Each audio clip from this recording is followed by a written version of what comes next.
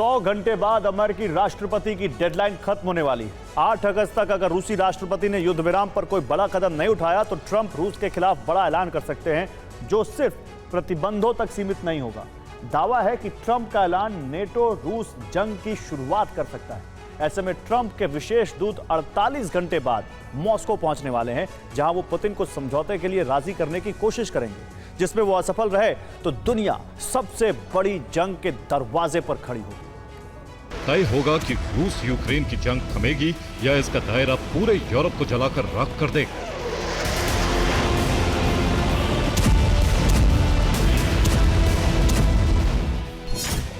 आठ अगस्त को ट्रंप की वो डेडलाइन खत्म हो रही है जो उन्होंने पुतिन को युद्ध विराम के लिए दी थी।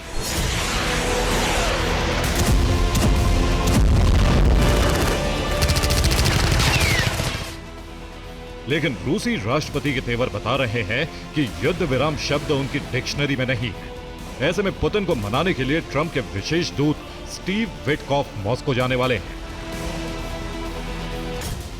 विटकॉफ 6 से 7 अगस्त को मॉस्को जाएंगे, जहां उनकी रूसी राष्ट्रपति से मुलाकात होगी।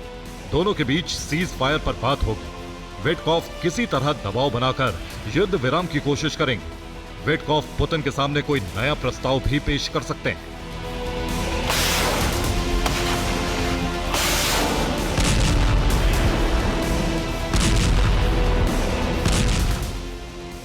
डोनाल्ड ट्रंप ने साफ कर दिया है कि अगर रूस 8 अगस्त तक सीज फायर के लिए तैयार नहीं होता तो उस पर नए प्रतिबंध लगना तय है।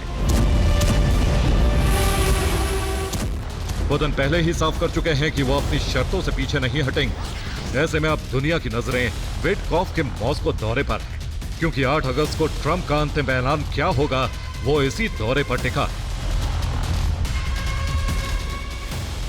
इस बीच पुतिन के 3 फैसलों ने पूरी दुनिया में न्यूक्लियर तबाही का अलार्म बजा दिया है।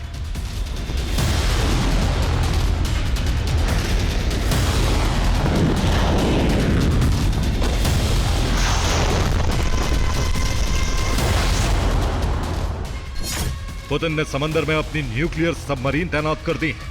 न्यूक्लियर वॉरहेड से लैस मिसाइलों को अलर्ट पर रखा है। रूस ने अपना सबसे खतरनाक डेड हैंड सिस्टम एक्टिवेट कर दिया है।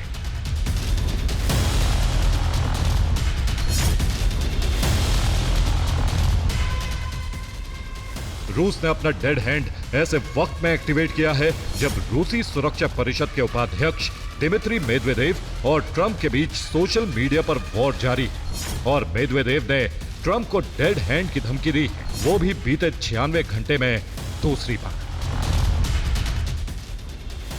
मेदवेदेव ने अपनी सोशल मीडिया पोस्ट में ट्रंप का नाम लिखते हुए कहा, मैं ट्रंप को उनकी पसंदीदा डेड वॉक फिल्में याद दिलवाना चाहता। अगर वो उन्हें याद है तो उन्हें समझ आ जाएगा कि प्रकृति में मौजूद ना होने वाला डेड हैंड कितना खतरनाक हो सकता है।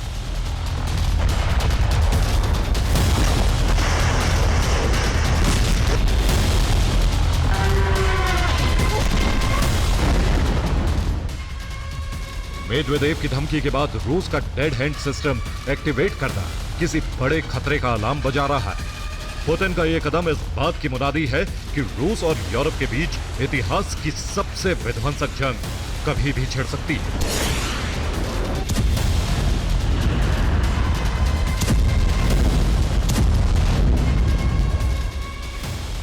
लेकिन सवाल है कि रूस का डेड हैंड सिस्टम क्या है जिससे पूरी दुनिया खौफ खाती है। रूस की करीब 1600 परमाणु वॉरहेड से लैस मिसाइलें एक्टिवेट रहती हैं। डेड हैंड सभी एक्टिवेटेड मिसाइलों से तकनीकी तौर पर जुड़ा है। यह एक साथ 1600 परमाणु मिसाइलों को लॉन्च कर सकता है, यानी डेड हैंड सिस्टम एक साथ पूरी दुनिया में परमाणु हमले करने में सक्षम है। यही वजह है कि रूस के डेड हैंड को दुनिया का सबसे ताकतवर न्यूक्लियर सिस्टम माना जाता है। लेकिन डेड हैंड नाम यूं ही नहीं मिला। दुनिया का इससे खौफ खाने की एक और बड़ी वजह है।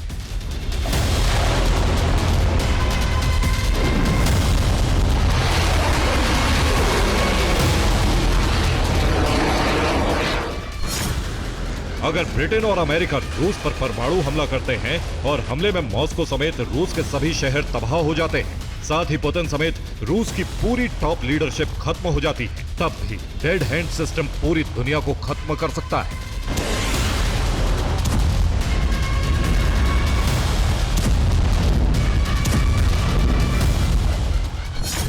डेड हैंड एक बैकअप सिस्टम की तरह काम करता है। देश में परमाणु हमला होने पर इसके सेंसर एक्टिवेट हो जाएंगे। ये पूरे रूस में रेडियो एक्टिव डेटा एकत्रित करेंगे, जिसके बाद सिस्टम मॉस्को से कमांड का इंतजार करेगा। अगर डेड हैंड को कोई कमांड नहीं मिलती तो वो मान लेगा कि पूरी लीडरशिप खत्म हो चुकी, जिसके बाद ये पूरी दुनिया पर मिसाइल हमले कर देगा। पुतिन की तैयारी बता रही है कि वो यूरोप से अंतिम युद्ध की तैयारी में। ऐसे में यूरोपीय देशों ने भी रूस के खिलाफ लंबे सैन्य युद्ध की तैयारी शुरू कर दी।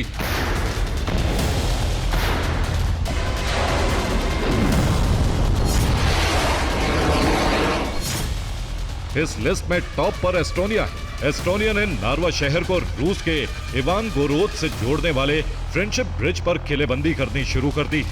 यहाँ लोहे के बड़े बड़े मजबूत गेट लगाए गए हैं, कंक्रीट के ड्रैगन टूथ और कांटेदार तार लगाए जा रहे हैं।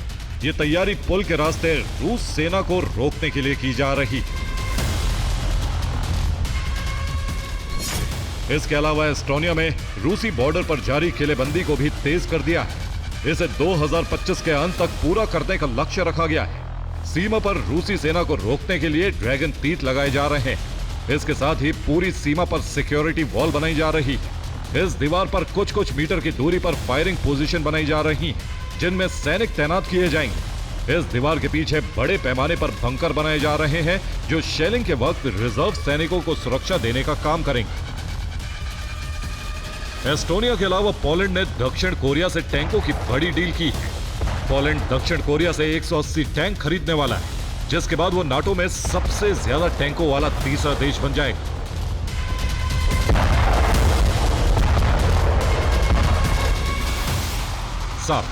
8 अगस्त करीब आने के साथ यूरोप की धड़कनें तेज हो रही हैं। सभी को डर है कि इस दिन होने वाला ट्रंप का ऐलान तीसरे विश्व युद्ध का आगाज कर सकता है।